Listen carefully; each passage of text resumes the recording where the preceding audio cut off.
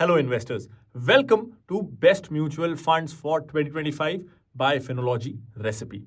इस वीडियो में हम जानेंगे हमारे मिड कैप फंड सिलेक्ट करने का प्रोसेस, किन लोगों के लिए ये फंड सही है, हु इज इट फॉर, और तीसरा हमने कौन सा फंड सिलेक्ट किया। This is Pranjal Kamra with Finology for investors.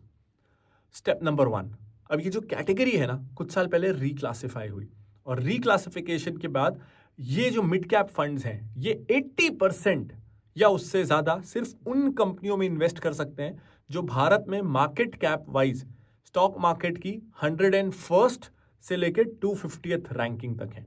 यानी मार्केट कैप वाइज जो टॉप सबसे 100 बड़ी कंपनियां हैं वो तो लार्ज कैप हो गई, उसके बाद की जो 150 कंपनीज हैं 101 से लेकर 250 तक उन्हें मिड कैप माना गया है। यानी इस कैटेगरी में फंड मैनेजर के पास स्कोप बहुत कम है। एक फंड में रफली 50-60 स्टॉक्स होते हैं और इन्हें फंड मैनेजर को 150 में से वो 50-60 स्टॉक्स को सिलेक्ट करना है, तो चॉइस लिमिटेड है। इसी कारण कभी कभी हमने इस कैटेगरी को स्किप भी किया है। तो एक तो है नैरो यूनिवर्स, जिसके कारण फंड मैनेजर का काम डिफिकल्ट हो जाता है, और उसी का नतीजा है हमारा सेकेंड पॉइंट, जहां पिछले 3 सालों में 84% मिड कैप फंड्स ने अपने बेंचमार्क को आउट परफॉर्म नहीं किया है। 25 फंड्स ऐसे थे जिन्होंने इस कैटेगरी में 3 साल से ज्यादा की हिस्ट्री जिनकी है, कम से कम 3 साल का तो चाहिए ना ट्रैक रिकॉर्ड, और उसमें से 21 फंड्स ऐसे हैं जो अपने बेंचमार्क को ही बीट नहीं कर पाए।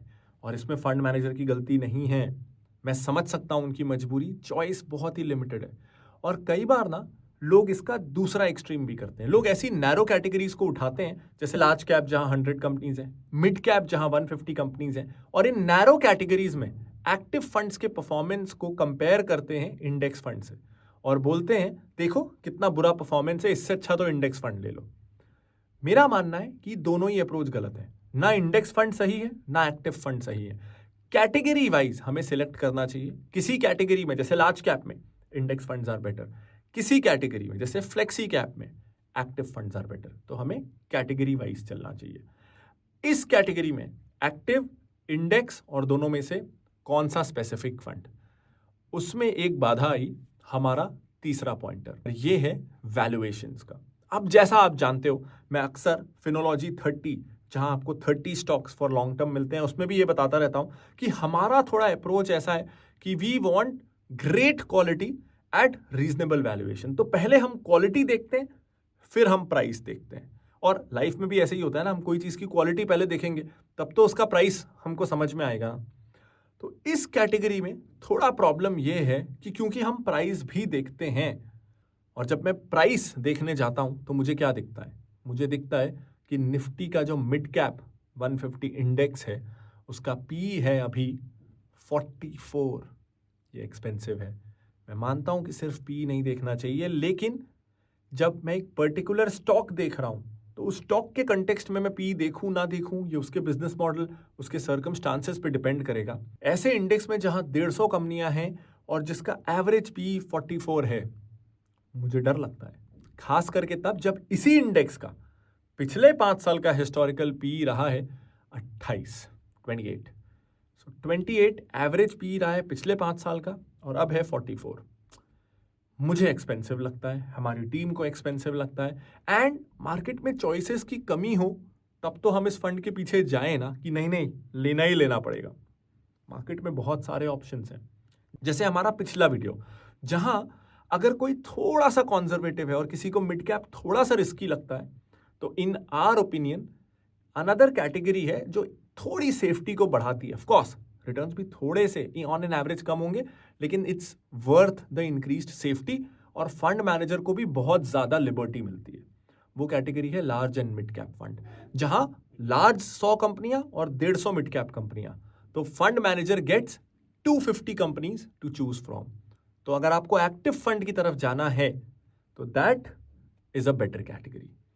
और अगर आपको चाहिए कि नहीं नहीं मुझे और सेफ नहीं होना, मैं तो रिस्क ले सकता हूं, मुझे तो रिस्क लेना है, then I think our next category will be better.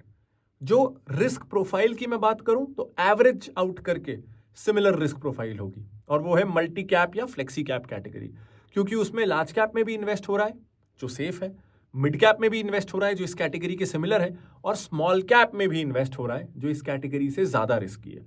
तो वहां रिस्क रिवॉर्ड बेटर बैलेंस होता है। ऑल्सो मैं ये कह रहा हूं क्योंकि वहां फंड मैनेजर के पास यूनिवर्स बहुत बड़ा होता है, सबसे बड़ा होता है, तो वो अपना आर्ट, अपना टैलेंट एक्चुअली में दिखा सकता है।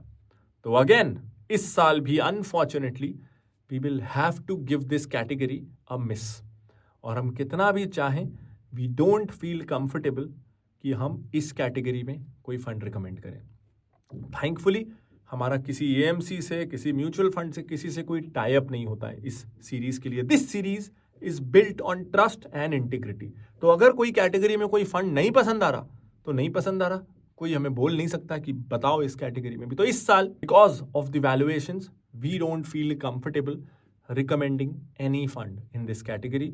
अगर आपको लगता है कि आप थोड़े से कंजर्वेटिव हो, लार्ज एंड मिड कैप, आपको लगता है आप मिड कैप जैसा रिस्क लेना चाहते हो, flexi cap, multi cap category में हम लोग फंड्स रिकमेंड कर रहे हैं, उस कैटेगरी की तरफ आप देख सकते हो। अगर आप खुद की गोल प्लानिंग अच्छे से करना चाहते हो, कितना रिस्क आपको लेना चाहिए उसको समझना चाहते हो, खुद का एक basically do it yourself financial plan जल्दी से बनाना चाहते हो और उस प्लान को फॉलो करने का डिसिप्लिन लाना चाहते हो, तो आप recipe.phinology.in पे जाके अपनी गोल प्लानिंग बिल्कुल फ्री में अपने लिए, अपने परिवार के लिए कर सकते हो। उम्मीद करता हूं ये वीडियो से आपकी हेल्प हुई होगी। This is Pranjal Kamra signing off. Bye bye.